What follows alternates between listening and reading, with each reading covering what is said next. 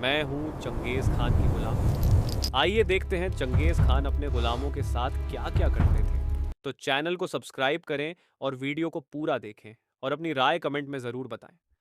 Mongolia के ठंडे और वीरान द्वीप यहाँ की पहाड़ियों में आज भी एक अजीब सी जगह है। 800 साल पहले महान देशभक्तिपूर्ण युद्ध ने दुनिया को एक ऐसी चेतावनी दी थी जिसे किसी ने भी नहीं लिया था, और वह चेतावनी एक इंसान के रूप में आई। तिमुइन जिसे दुनिया आज चंगेज खान के नाम से जानती है। इतिहासकार कहते हैं कि अगर आप 13वीं सदी में पैदा हुए तो चंगेज खान का नाम पता ही चला गया।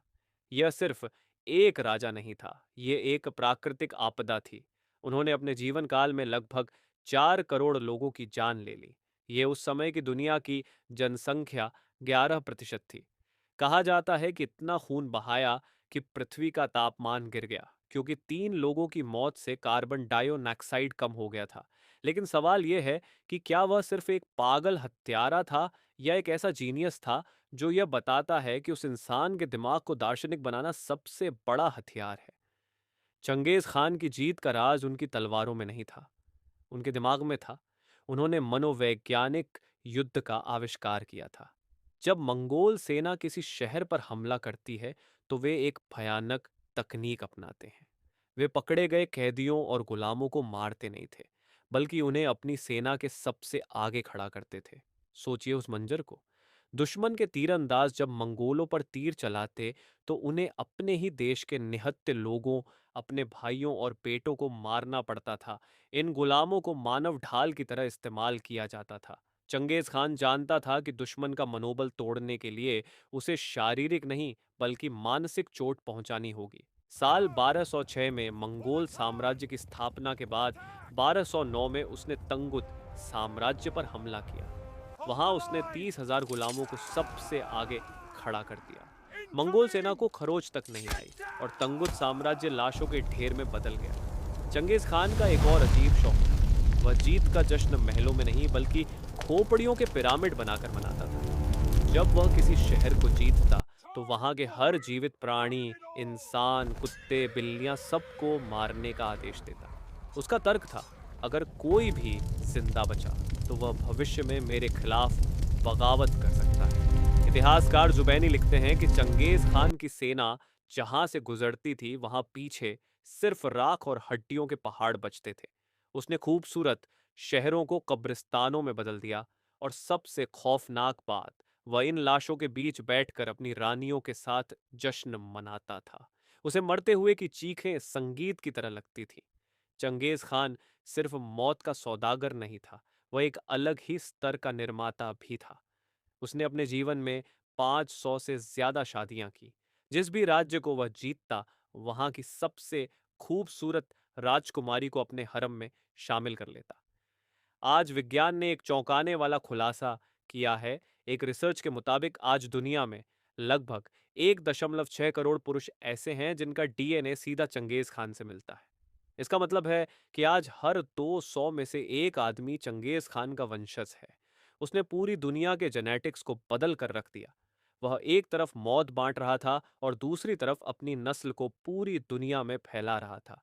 यह उसकी अमर होने की एक अजीब व गरीब कोशिश थी। चंगेज खान की क्रूरता की हदें तब पार हो गई जब बात उसके परिवार पर आई। साल 1221 फारस, आज का ईरान का शहर निशापुर, ये उस समय दुनिया का सांस्कृतिक केंद्र था। चंगेज खान का दामाद तोकुचर निशापुर के एक तीरंदाज के हाथों मारा गया। जब यह खबर चंगेज की बेटी तक पहुंची तो वह गम से पागल हो गई। उसने अपने पिता से बदला मांगा। चंगेज खान ने अपनी बेटी के आंसुओं का जवाब दुनिया के सबसे बड़े कत्लेआम से दिया। उसने अपनी सेना को आदेश दिया कि निशापुर में एक भी चीज जिंदा नहीं बचनी चाहिए। ना इंसान, ना जानवर, ना परिंदे, यहां तक कि वहां की जमीन को भी इतना खोद दो कि वहां दोबारा घास भी ना उग सके। अगले 10 दिनों में निशापुर में 17 लाख लोग मारे गए। पुरुषों, महिलाओं और बच्चों के सिर काटकर अलग अलग पिरामिड बनाए गए। चंगेज खान की बेटी ने खुद उस शहर की तबाही को अपनी आंखों से देखा।